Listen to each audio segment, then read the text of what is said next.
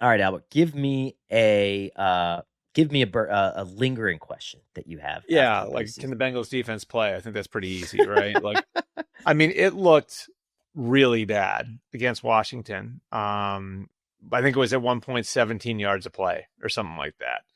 So, like I think Lou Anarumo, who was very well liked in that building, kind of took the bullet. And I think I don't think there's anybody in that building who thinks Lou was not really good at the job. But like something had to change based on how the defense played last year. And so he winds up being a sacrificial lamb. You bring Al Golden in from Notre Dame. And I like Zach Taylor's logic there in that number one, he's been there before. So he has background in what they've been doing. And number two, coming from the college level, um, he's going to have a better idea of what young players are coming from and what they're able to handle. And so he can incorporate that into what the Bengals were already doing under Lou, which you would hope maybe helps them get some of their young guys, Shamar Stewart primary among them, up and running quickly. So there's reason to like where they're at.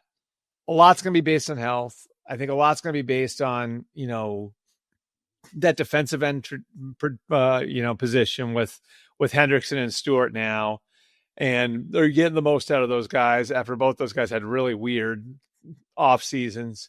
I just because I think the Bengals offense is going to be out of this world, like insane, like a record breaking all of that. What Can makes they you make it think that, by the way? on offense for the What's that? first time? Yeah. For the first time, Joe Burrow has had a full normal offseason with T. Higgins and Jamar Chase, and they were breaking records last year.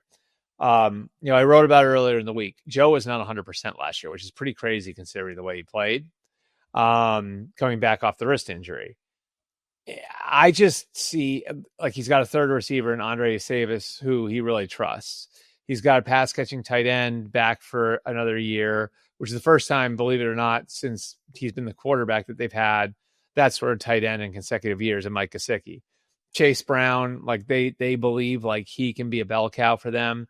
Uh, I have a hard time seeing where Joe Burrow isn't like a MVP of the league type of player this year. And so they don't need to be great on defense. Can they be the 16th best defense in the league? They be the 14th best defense in the league? Because I think if they can get there, they could be a Super Bowl team. On the defensive front, and again, this is all you never know why a coach is saying certain things in the preseason. It could be to motivate a guy, it could be to give a guy proper credit. But I think one of the things that I walked away from the draft thinking was defensive interior is still something that I thought that this team struggled with and Yep. never really was able to replace once they lost valuable free agents at that position. But to have Al Golden say that Chris Jenkins had the best camp of any And that was what defensive those player, name I was going to bring up. Yeah.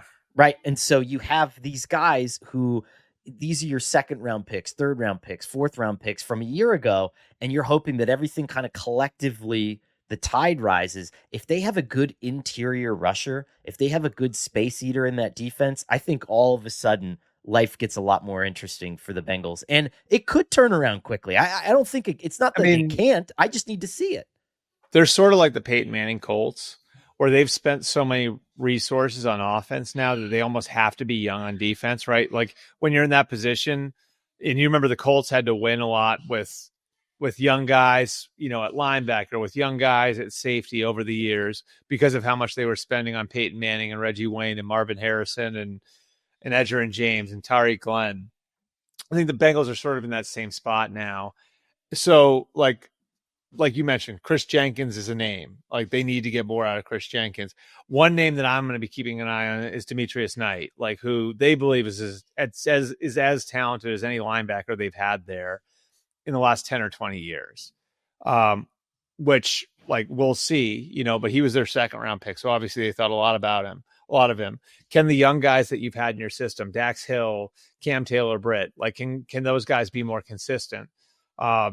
Those are the sorts of questions you're asking with the defense. And I think again, like that's part of why Al Golden's background at the college level is important here, because you're looking at like a defense that not just this year, but I think going forward is going to have to be relying on a lot of guys who are on the rookie contracts. Yeah.